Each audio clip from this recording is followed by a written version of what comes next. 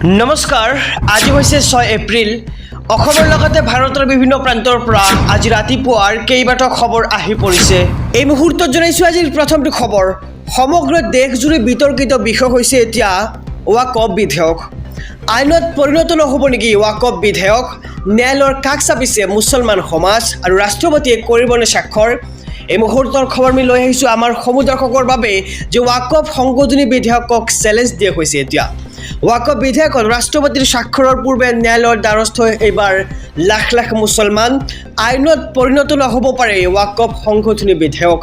উচ্চতম ন্যায়ালয়ৰ দ্বাৰস্থ আসাদুদ্দিন ওয়াইসি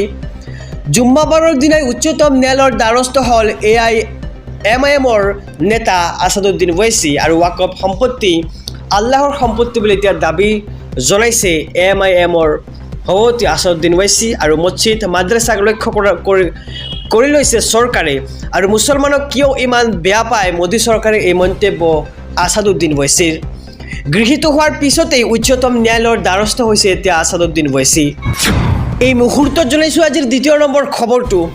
শীঘ্ৰেই কৰি লওক ৰেচন কাৰ্ডৰ নতুন জৰুৰী কাম অন্যথা লাভ নকৰিব বিনামূলীয়া ৰেচনৰ সামগ্ৰী কৰ্তন হ'ব পাৰে আপোনাৰ অৰুণোদয় আঁচনিখন এই মুহূৰ্তৰ খবৰ আমি জনাইছোঁ এছবি অসম মিডিয়াৰ সমুদৰ্শকক যে ৰেচন কাৰ্ডৰ হিতাধিকাৰীৰ বাবে আহি পৰিছে এক ডাঙৰ খবৰ শীঘ্ৰেই কৰি লওক এটা বিশেষ কাম অন্যথা বন্ধ হ'ব পাৰে লাখ লাখ লোকৰ বিনামূলীয়া ৰেচন কৰ্তন হ'ব পাৰে অৰুণোদয় আঁচনিখন কোটি কোটি ৰেচনৰ হিতাধিকাৰীলৈ কেন্দ্ৰ চৰকাৰৰ এই বিশেষ নিৰ্দেশনা ইকেৱাইচি নকৰিলে বঞ্চিত হ'ব বিনামূলীয়া ৰেচন লাভৰ পৰা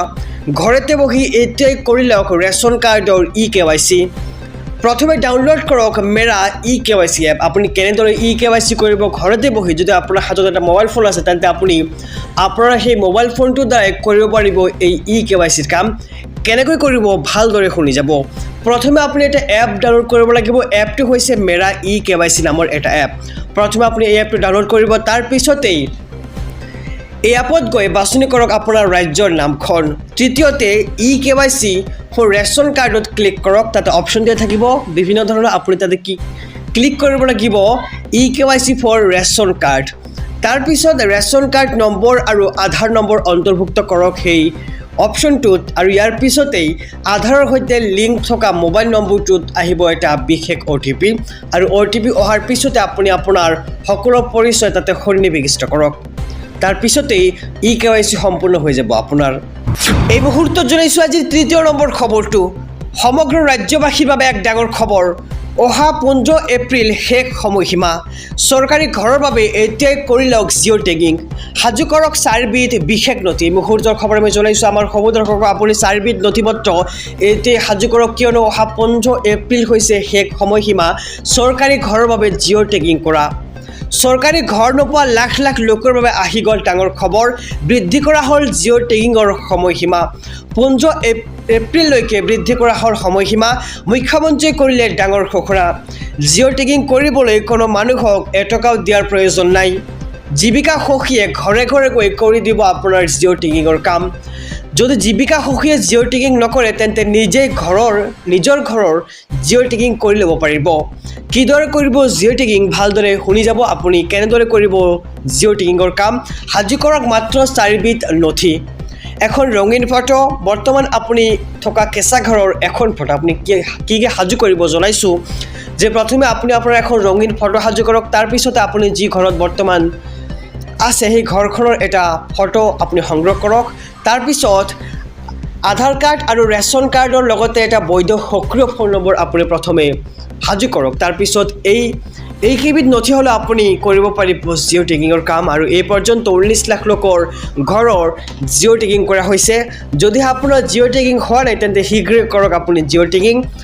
টেগিং হৈ যোৱাৰ পিছতে আপুনি লাভ কৰিব চৰকাৰী পকী ঘৰ আহিছোঁ পৰৱৰ্তী খবৰৰ মাজলৈ মুছলমানৰ পক্ষত দক্ষিণৰ অভিনেতা ওয়াকফ সংশোধনী বিলৰ বিৰুদ্ধে কৰিলে বৃহৎ প্ৰতিবাদ মুছলমানৰ পক্ষত দক্ষিণৰ জনপ্ৰিয় অভিনেতা বিজয় থালাপতি জনপ্ৰিয় অভিনেতা জোসেফ বিজয় চন্দ্ৰশেখৰে বিৰোধিতা কৰিলে ওয়াকফ বিধেয়কৰ বিজয়ৰ দল টিভিকেৰ সমৰ্থকে তামিলনাডুত সাব্যস্ত কৰে উত্তাল প্ৰতিবাদ বিজয়ৰ দলে টিভিকেৰ সমৰ্থকে তামিলনাডুত সাব্যস্ত কৰে উত্তাল প্ৰতিবাদ আৰু আমি ৱাকফ সংশোধনী বিধেয়ক আমি গ্ৰহণ নকৰোঁ বুলি এতিয়া মন্তব্য কৰে মুছলমানৰ অধিকাৰ আমি কেতিয়াও কাঢ়ি ল'বলৈ নিদিওঁ বুলি মন্তব্য এতিয়া টিভিকেৰ আৰু চৰকাৰে সংখ্যালঘু মুছলমানক বিশ্বাসঘাতকতা নকৰিব মাদুৰাই কইম্বাটুৰ তিৰুচিৰাপল্লী থুথুকুডিত তীব্ৰ প্ৰতিবাদ টিভিকেৰ আৰু বিজেপি চৰকাৰক প্ৰত্যাহ্বান জনাই অভিনেতা বিজয়ৰ হুংকাৰ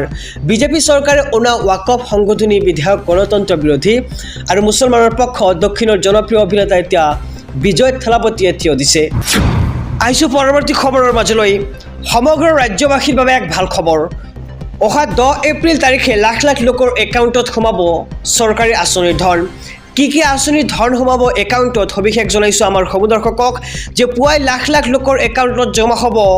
ধন সাজু কৰক বেংক একাউণ্ট ৰাজ্যৰ লাখ লাখ মহিলাৰ বাবে 10 এপ্ৰিলত আহিব ভাল খবৰ মনত ৰাখক বিশেষ দিন 10 এপ্ৰিল বৃহস্পতিবাৰৰ দিনটো লাখ লাখ লোকৰ একাউণ্টত জমা হ'বলৈ গৈ আছে চৰকাৰী ধন 10 এপ্ৰিলৰ পুৱাতেই লাভ কৰিব আপুনি এই ধন অৰুণোদয় আঁচনিৰ লাখ লাখ মহিলাৰ একাউণ্টত জমা হ'ব 1250 টকা লগতে বৃদ্ধ পেঞ্চন আঁচনিৰ ধন লাভ কৰা হিতাধিকাৰীৰ একাউণ্টত সোমাব ধন বৃদ্ধ পেঞ্চন আঁচনিৰ ধন লাভ কৰা হিতাধিকাৰীৰ একাউণ্টত সোমাই পৰিব 10 এপ্ৰিল তাৰিখে ধন লগতে বিধৱা পেঞ্চন লাভ কৰা হিতাধিকাৰীৰ একাউণ্টতো জমা হ'ব এই ধন দিব্যাংগ আঁচনিৰ ধন লাভ কৰা হিতাধিকাৰীও একেদিনাই লাভ কৰিব এই ধন আৰু ৰাজ্যৰ লাখ লাখ মহিলাৰ বাবে 10 এপ্ৰিল পুৱাই আহিব ভাল খবৰ মনত ৰাখক বিশেষ দিন 10 এপ্ৰিল বৃহস্পতিবাৰৰ দিনটো লাখ লাখ লোকৰ একাউণ্টত জমা হ'ব ৰাতিপুৱাই চৰকাৰী আঁচনিৰ ধন